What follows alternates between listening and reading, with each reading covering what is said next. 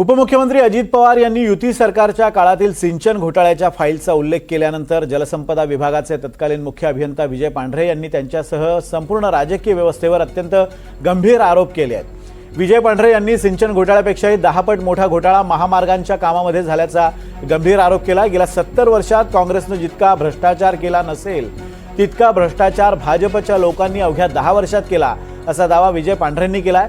तसंच त्यांनी अजित पवारांवरही जोरदार घणाघात केलाय।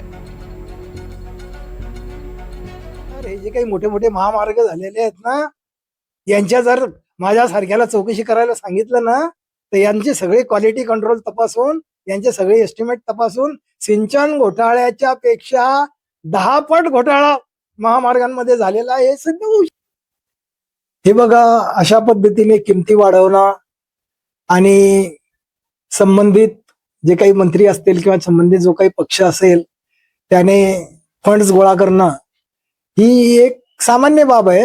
आणि बरं झालं की अजित पवारांनी स्वतःच्या तोंडाने हे सांगितलं की सरकारमध्ये सिंचन खात्याचे मंत्री, सिंचन खातं ज्या पक्षाच्या ताब्यात आहे तो पक्ष अशा पद्धतीने आता बघा, एका प्रोजेक्टमध्ये जर असे शेकडो कोटी खाल्ले जात असतील तर असे तर मीडियम आणि मेजर प्रोजेक्ट 200 पेक्षा जास्ती आहेत।